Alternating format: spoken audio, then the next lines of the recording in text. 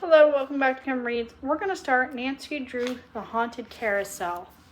Last year I went on a Nancy Drew themed trip to Arizona that had to do with Secret of Shadowlands. This year we're going to New Jersey and it's Haunted Carousel themed, and they have more to do with the games, but I want to read the books. Anyway, so Haunted Carousel. First, Chapter 1, Mystery Challenge. Can we see the Haunted Carousel, Nancy? Of course, that's where we're going now, Billy, Nancy Drew assured the excited little boy.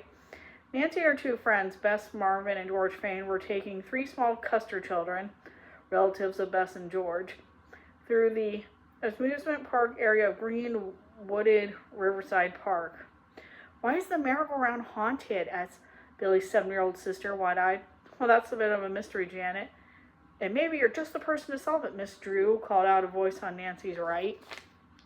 The titan-haired teenager turned and saw a rangy young man in a summer sports jacket striding towards her. Nancy recognized him as Rick Jason, a reporter for the River Heights News. Is that an invitation? She smiled. Call it a challenge, Jason shot back.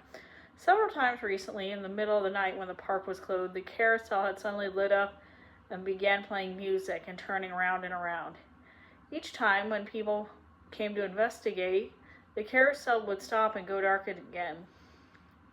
The spooky incidents had attracted wide interest, and many people and many wild guesses were being made about the case. When I take on a mystery case, Nancy told the reporter, it's usually to help someone. I don't believe I've ever tackled a mystery on a dare before. Her blue eyes twinkled. Can you give me one good reason why I should accept your challenge? I'll give you two. First, you're the most successful sleuth in or around River Heights, maybe in this part of the country. Nancy blushed. Flattery will get you nowhere, Mr. Jason. Oh, don't be so modest, Nan. He's right, spoke up George Fane, a slim girl with short, dark hair. The praise was well earned. Daughter of Carson Drew, a prominent River Heights attorney, Nancy had displayed an unusual knack for solving mysteries. Her father frequently made use of her talent in connection with his own law cases, and her feats of detection had often been reported on television and in the newspapers. Second, Rick Jason went on, I'll see if I can get the news to pick up a reward. You name it, and I'll try to talk the managing editor and publisher into going along. The story would be worth it, especially when we come up with a solution. Nancy reflected. And how about offering every boy and girl in River Heights a bus trip to the park and an afternoon of free fun rides? You're on, said Rick. Nancy dimpled and they shook hands. Then the reporter whipped out a camera and snapped several pictures of the pretty young sleuth. Oh, how exciting, gushed plump, blonde Bess Marvin as the girls and their three little charges walked on. Rick Jason had hurried off to file his story. You'll have everyone in town breathlessly following the progress of your investigation. That's what I'm afraid of, Nancy quipped wryly. She paused a moment later, glanced off to one side, looking concerned. Isn't that the Swiss couple we met at the cotton candy stand? Yeah, that's the Tromples, said George. I wonder what's wrong. The three girls had gotten into a conversation with the young couple waiting to be served. They learned that Conrad and Judy Tromple had arrived in New York only 2 days before an early planned tour of the USA, River Heights, and Riverside Park were the first stop outside the huge skyscraper metropolis. But something had evidently gone wrong. Trudy was weeping while her husband tried to comfort her. Nancy went to help them. Can we help? She asked sympathetically. I don't doubt it, but thank you anyhow, said Conrad Tromple. I'm afraid only a policeman can help us. Are you in trouble? Yes, and I have just discovered my wallet has been stolen. You mean here at the park? So it seems. I only had it a little while ago where we were talking at the cotton candy stand, but now it's gone, snatched by some pickpocket, no doubt.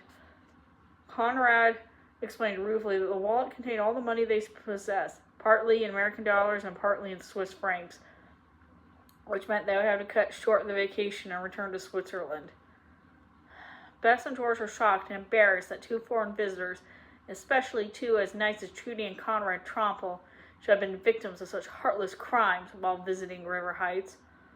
While her friends sympathized with the unhappy couple, Nancy, who knew a good deal about the ways of criminals, decided to offer her own help as a detective. "Did anyone bump into you recently?" she asked Conrad. The young Swiss looked surprised at her question. "Why, yes, a young man bumped into me just as we stopped to get a drink at the water fountain. Can you remember what he looked like?" "Of course, he was a heavy-set man, going bald, I believe, and he had on a check suit. Why do you ask?" "Because that's probably when you were robbed." Nancy told Conrad the pickpockets often work in teams.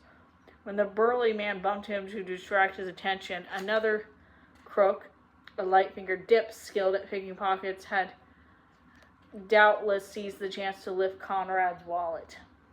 The dip, Nancy went on, would have passed the wallet to the third crook, who would have quickly stripped of its valuable contents and dumped the empty wallet into a nearest trash can. That way, it's almost impossible to catch any member of the team with incriminating evidence on him, unless they're nabbed within moments of the crime. Conrad sighed. "Then there is little hope of recovering our money, eh?" "Well, there must be a chance in this case," Nancy said thoughtfully. "Anyhow, let's not give up yet. The first thing is to find where they threw your wallet."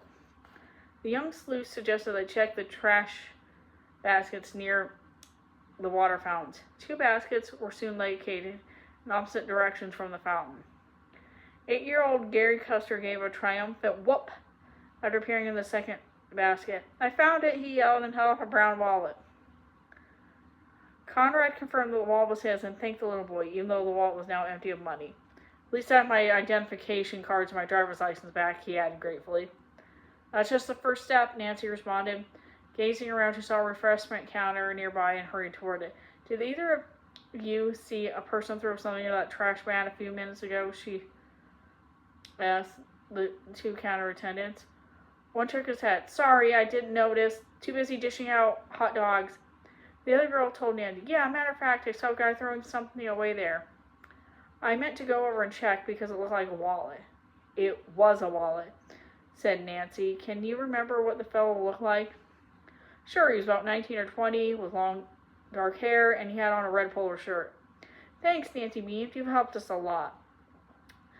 The girl quickly mapped out a plan of action. She suggested that the group split up into 4 pairs and spread out through the amusement park, looking for the burly, balding man in the check suit or the young man in the red polo shirt. Bess, George, and Nancy herself would take each one of the Custer children while the Tropples stayed together. "I'm sure there's a team of at least 3 pickpockets working together," Nancy added. "If we can find either 2 suspects, who may lead us to their partners in crime." Within 10 minutes, little Janet Custer came up running to Nancy, who had Janet's younger brother, Billy, by the hand. "George and I found one of the crooks," the little girl cried excitedly. "Which one?" asked Nancy. "The bald-headed one." Nancy quickly rounded up the Tromples, Bess, and Gary, and they all rejoined George Fain, who had pointed out a thick-set figure in a check suit. The man was waiting near the park shooting gallery. "You're all right. That's the man who bumped into me," Conrad declared in a low, intense voice. Even as he spoke, the balding crook was joined by another man, an elderly, skinny fellow with a wrinkled, pinched-looking face. "I'll bet he's the dip who picked your pocket," Nancy conjectured. "They're probably waiting for their partner in the red shirt to come and split the loot, since he's the one who actually took the money from your wallet." Since Nancy's group was partly screened by shrubbery, the two groups did not yet realize they were being watched. She urged her companions to run and look for a policeman while she herself kept the suspects under surveillance. Within minutes, her predictions was borne out of a tall, slender man in a red polo shirt came walking toward her, the two older crooks. Nancy cast about frantically, hoping to get a glimpse of a park policeman, but none was in sight. "If I don't do something fast," she fretted, "they'll get away." In desperation, Nancy decided that her best move would be try to catch the crook alone before forces to. She might at least be able to recover the Tromfels' money, even though it might give me up any chance of bringing the pickpockets justice. Nancy hurried across the grass and confronted the young man in the red polo shirt, while he was some distance away from his two confederates. "Hand over the money you stole," she demanded boldly. His face seemed to come all apart in a look of stunned dismay. "What do you mean?" "You know very well what I mean. I'm talking about the money you stripped from that stolen wallet just before you tossed in the trash bag." Seeing his expression of guilt and growing alarm, Nancy pressed on sternly. "You can be identified as a thief because that's part of that money is in Swiss francs. If you surrender that now, I'll let you go. But you better hand it over fast, because if you don't, you'll soon find yourself behind bars." The young thief hesitated and gulped fearfully, but a moment later his expression hardened into a mocking grin. Glancing over her shoulder, Nancy at once saw why. The burly, balding crook and his skinny cohort were hurrying towards him with angry scowls and doubled-up fists. "Beat it, lady," the bigger one bellowed.